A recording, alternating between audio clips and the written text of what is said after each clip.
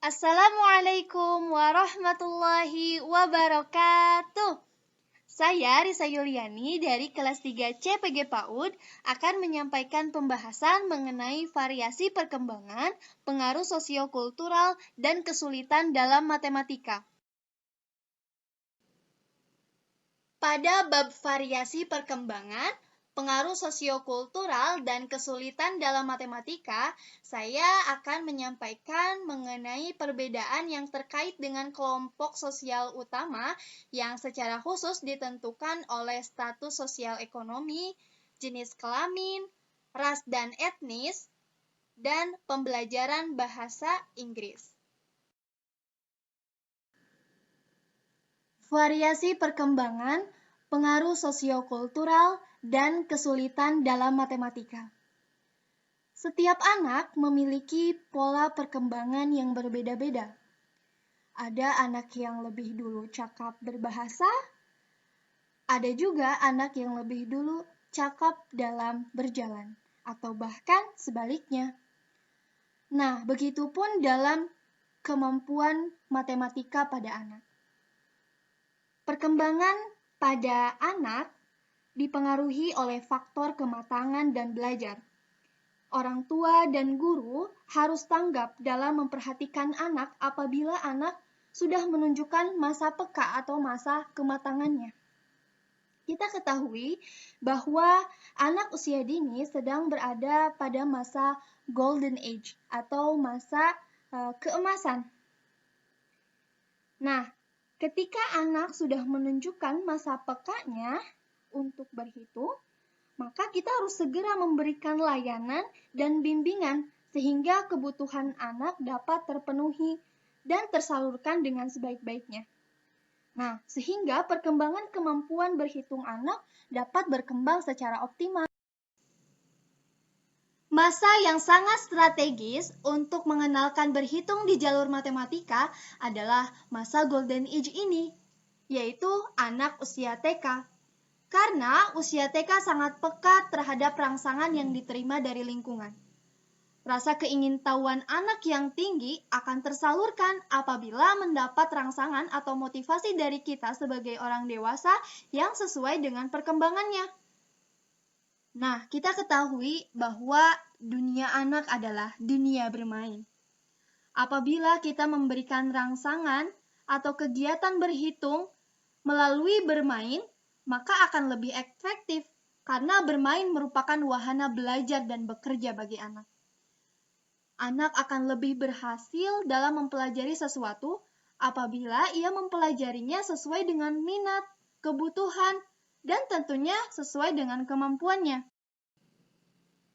Selain itu, kemampuan matematika pada anak juga dapat dipengaruhi oleh sosiokultural.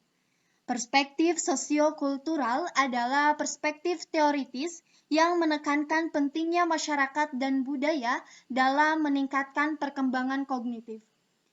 Teori Vygotsky memiliki fokus pada aspek sosial budaya yang berpengaruh terhadap perkembangan kognitif seseorang. Teori ini juga disebut dengan teori perkembangan sosiokultural yang berdasarkan asumsi bahwa individu berperan aktif dalam mengembangkan kemampuan berpikirnya melalui interaksi dengan lingkungan sosial budaya. Jadi, perkembangan kognitif anak juga dipengaruhi dengan bagaimana anak berinteraksi dengan sosial budayanya. Nah, dalam pandangan Vygotsky, perkembangan kognitif berlangsung secara biologis dan psikologis. Nah, secara biologis, kemampuan kognitif anak berkembang secara alamiah seiring dengan perkembangan usianya. Namun, kematangan usia anak tidak menjamin perkembangan kognitif secara optimal. Terdapat faktor lain yang berperan besar dalam perkembangan kognitif anak ini, yaitu faktor psikologis. Nah, faktor psikologis ini bersifat sosiokultural. Individu yang berinteraksi atau anak yang berinteraksi dengan lingkungan sosial budaya akan memperoleh banyak pengalaman dan pengetahuan. Dengan demikian, melalui dua proses biologis tadi dan psikologis, perkembangan kognitif anak akan mencapai keoptimalannya. Nah, secara psikologis, perkembangan kognitif tersebut pada mulanya muncul di tingkat sosial, kemudian muncul di tingkat personal. Nah, pada tingkat sosial, anak mengembangkan kemampuan kognitifnya melalui pengalaman dan pengetahuan yang terbangun melalui interaksi dengan lingkungan lain atau individu lain. Proses ini berlangsung antar pribadi atau interpsikologi, gitu ya, antar individu lain. Nah, selama interaksi tersebut berlangsung, nah, anak juga akan secara aktif membangun pengetahuan dirinya dengan cara menghubungkan pengetahuan baru tersebut dengan pengetahuan yang dimilikinya. Nah, proses ini berlangsung dalam pribadi atau intrapsikologi. Nah, proses interpsikologi atau interaksi dengan orang lain terjadi dengan cara menggunakan bahasa atau berkomunikasi. Untuk keperluan tersebut, nah, simbol-simbol diciptakan sebagai alat mengkomunikasikan ide atau pemikiran anak. Nah, misalnya nih, kita akan mengajarkan angka 3, misalnya dengan 3 buah buku, 3 buah pensil, atau 3 buah meja, dan lain sebagainya. Kebanyakan anak menganggap matematika adalah pelajaran yang menakutkan.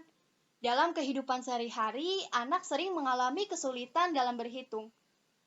Kemampuan berpikir matematis anak terwujud dalam kemampuannya menggunakan matematika untuk menganalisis suatu masalah dan mampu mengkomunikasikan ide penyelesaian masalah tersebut secara efektif, menggunakan bahasa matematika. Jadi, matematika tidak dipelajari anak semata-mata untuk mencapai keterampilan berhitung. Nah, keterbatasan anak dalam menguasai simbol-simbol dan makna simbol matematika akan menyulitkan anak dalam mengkomunikasikan gagasan secara efektif dan komunikatif. Padahal, ragam simbol atau lebih luasnya representasi matematis yang dikuasai anak adalah ragam representasi matematis yang umum digunakan dalam kehidupan masyarakatnya. Nah, dengan demikian, penguasaan matematika sebagai bahasa simbol penting untuk dimulai dari simbol matematika yang umum digunakan dalam lingkungan budaya anak. Jadi, dalam memudahkan anak mempelajari matematika, kita menggunakan simbol-simbol matematika dalam kehidupan sehari-hari anak. Jadi, memudahkan anak dalam mempelajarinya. Seperti halnya yang sudah tadi saya contohkan, misalnya kita akan mengenalkan angka 1 sampai 3 pada anak. Kita harus memberikan simbol-simbol yang memudahkan anak dalam mempelajarinya. Jadi simbol-simbol matematis ini simbol-simbol yang berada pada lingkungan sosial budaya anak atau lingkungan kehidupan anak. Misalnya, 1 menunjukkan 1 buah apel misalnya. Angka 2 menunjukkan 2 buah anggur. Dan angka 3 misalnya menunjukkan 3 buah pisang. Faktor yang pertama yaitu status sosial ekonomi, yang menyatakan bahwa keterampilan matematika anak-anak dari keluarga berpenghasilan rendah jauh di belakang anak-anak yang berasal dari orang tua yang berpenghasilan menengah. Sumber perbedaan ini sulit untuk ditentukan.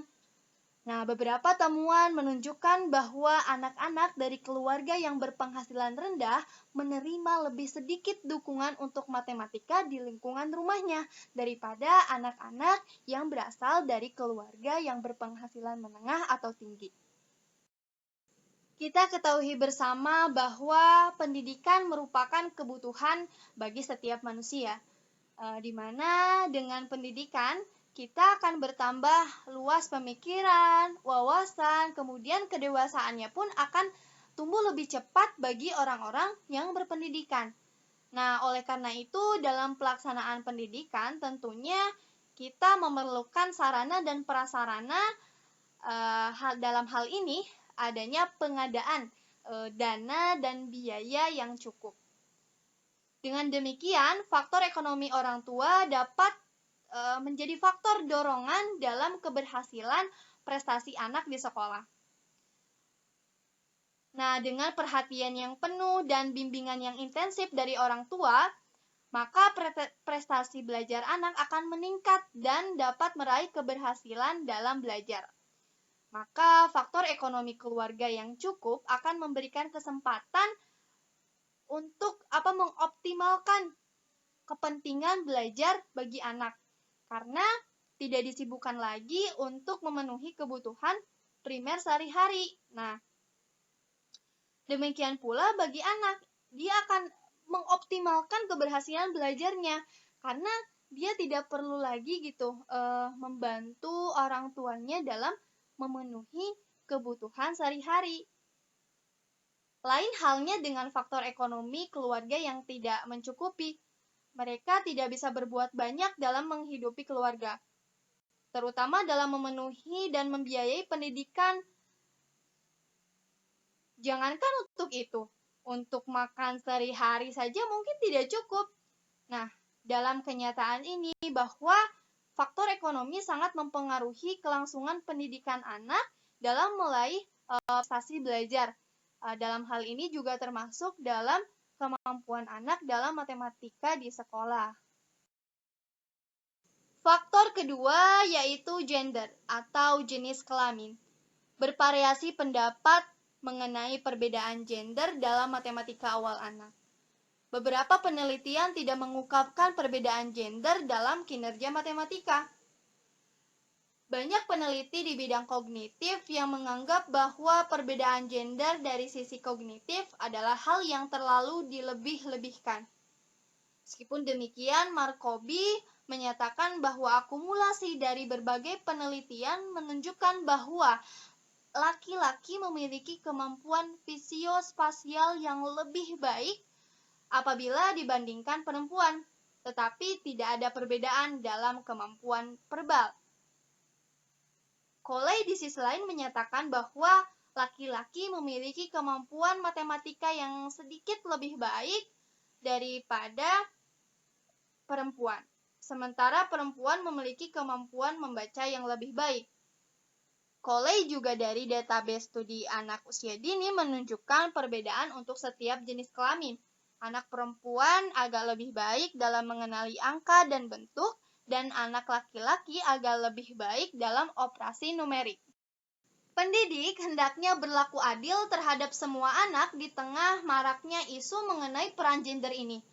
Beberapa hal yang dapat dilakukan terkait hal tersebut adalah memandu perkembangan gender anak sehingga mengarah pada hal yang benar. Untuk itu, ada beberapa hal yang dapat dilakukan pendidik mengenai peran gender ini.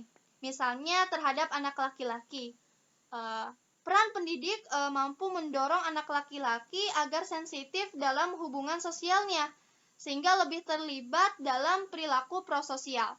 Nah, salah satu tugas sosialisasi yang penting adalah membantu anak laki-laki agar lebih tertarik untuk memiliki hubungan dekat yang positif dan lebih peduli terhadap lingkungan sekitarnya. Kemudian terhadap anak perempuan misalnya, kita harus mampu mendorong prestasi anak perempuan. Hal ini bisa dilakukan melalui dukungan orang tua untuk mencapai prestasi yang baik dan mengenalkan mereka pada pilihan karir yang lebih luas, sehingga lebih banyak kesempatan yang bisa didapatkan oleh anak. Oleh karena itu, orang tua perlu memberikan akses sosial dan pendidikan yang lebih banyak kepada anak perempuan. Terkadang dalam kehidupan sehari-hari, orang tua menunjukkan bahwa ya anak perempuan hanya sebagai ibu rumah tangga. Nah, hal ini hanya akan memendekkan keberpikiran anak. Nah, Oleh karena itu, peran kita sebagai pendidik dan orang tua harus memperluas pemikiran anak bahwa anak perempuan pun bisa menjadi seorang guru, dokter, atau profesi lainnya, bukan hanya sebatas sebagai ibu rumah tangga. Faktor ketiga yaitu ras dan etnis. Penelitian telah menemukan perbedaan dalam hasil belajar matematika anak-anak sebagai fungsi ras atau etnis mereka. Kelompok ras atau etnis heterogen dan anak-anak khususnya kelompok ras atau etnis memiliki pengetahuan dan keterampilan matematika yang berkisar dari tingkat penguasaan rendah hingga tinggi. Dalam hal ini misalnya anak-anak asli Afrika Amerika, Hispanik, dan Amerika India atau Alaska mencapai pada tingkat yang lebih rendah daripada rekan-rekan kulit putih mereka dalam matematika. Nah, beberapa data ada pada pengajaran dan pembelajaran matematika anak usia dini sehubungan dengan ras atau etnis. Sebelumnya, apa sih itu ras dan etnis? Nah, ras dimengerti masyarakat sebagai gabungan dari atribut fisik, perilaku, dan kultural. Sementara etnis menekankan perbedaan antar manusia berdasarkan bahasa dan budaya. Dengan kata lain, ras merupakan bawaan biologis yang diturunkan lintas generasi. Di sisi lain, etnis merupakan sesuatu yang muncul seiring perjalanan hidup. Misalnya, di mana kita tumbuh besar dan kondisi lingkungan sekitar. Jika ras adalah ciri-ciri seseorang yang mayoritas dilihat dari fisik, lain halnya dengan etnis. Etnis bisa dipilih oleh orang yang bersangkutan karena menyangkut banyak hal, mulai dari bahasa, asal negara, budaya, dan agama. Etnis bisa membuat seseorang memiliki beberapa identitas sekaligus. Nah, ras dan etnis juga sangat berhubungan. Di wilayah Negara Kesatuan Republik Indonesia, terdapat sekitar kurang lebih 13.000 pulau besar dan kecil, dan jumlah penduduk kurang lebih 240 juta jiwa, terdiri dari 300 suku bangsa yang menggunakan hampir 200 bahasa yang berbeda. Selain itu, juga menganut agama dan kepercayaan yang beragam, seperti Islam, Katolik, Kristen, Protestan, Hindu, Buddha, dan Konghucu, serta berbagai macam kepercayaan. Keberagaman ras dan etnis bukan menjadi penghalang seseorang untuk mengemban sebuah pendidikan, karena pendidikan diselenggarakan dengan prinsip secara demokratis dan berkeadilan serta tidak diskriminatif, dengan menjunjung tinggi hak asasi manusia, nilai keagamaan, nilai kultural, dan kemajemukan bangsa. Jadi, tidak dibedakan antara warna kulit atau perbedaan agama. Semua dari keberagaman ras dan etnis itu memiliki hak dan berkewajiban untuk berpendidikan, tidak membedakan antara satu dengan yang lainnya. Faktor selanjutnya adalah pembelajaran bahasa Inggris. Sedikit penelitian yang meneliti hubungan kemampuan matematika dengan bahasa Inggris. Temuan untuk bidang studi lain menunjukkan bahwa anak-anak yang memiliki kecakapan terbatas dalam bahasa Inggris berkinerja lebih buruk daripada rekan-rekan mereka yang berbahasa Inggris dalam mata pelajaran akademik lainnya. Sebuah penelitian yang dilakukan oleh Johnson dan Newport menunjukkan bahwa imigran asal Cina dan Korea yang mulai tinggal di Amerika pada usia 3-7 tahun, kemampuan bahasa Inggrisnya lebih baik daripada yang lebih tua atau orang dewasa. Penelitian lain yang menyatakan kebermanfaatan menguasai bahasa asing lebih dini dinyatakan bahwa anak menguasai bahasa asing memiliki kelebihan dalam hal intelektual yang fleksibel, keterampilan akademik, berbahasa, dan sosial. Selain itu, anak akan memiliki kesiapan memasuki suatu kompleks pergaulan dengan berbagai bahasa dan budaya. Nah, sehingga ketika dewasa, anak akan menjadi sumber daya manusia yang berkualitas dan bisa berprestasi. Pemahaman dan apresiasi anak terhadap bahasa dan budayanya sendiri juga akan berkembang jika anak mempelajari bahasa asing sejak dini. Alasannya karena mereka akan memiliki akses yang lebih besar terhadap bahasa dan budaya asing. Kedudukan bahasa Inggris di Indonesia merupakan bahasa asing pertama, the first foreign language. Kedudukan tersebut berbeda dengan bahasa kedua. Bahasa kedua adalah bahasa yang dipelajari anak setelah bahasa ibunya dengan ciri bahasa tersebut digunakan dalam lingkungan masyarakat sekitar. Sedangkan bahasa asing adalah bahasa negara lain yang tidak digunakan secara umum dalam interaksi sosial. Kedudukan bahasa Inggris di Indonesia mengakibatkan jarang digunakan bahasa Inggris dalam interaksi sosial di lingkungan masyarakat. Sehingga bahasa Inggris merupakan bahasa yang sulit untuk dipelajari, karena bahasa Inggris merupakan bahasa asing yang tidak digunakan dalam kehidupan sehari-hari di masyarakat Indonesia. Namun faktanya, penguasaan bahasa Inggris adalah keterampilan yang sangat penting dalam era informasi dan komunikasi saat ini. Hal ini sangat menentukan bagaimana kita dapat berinteraksi secara global.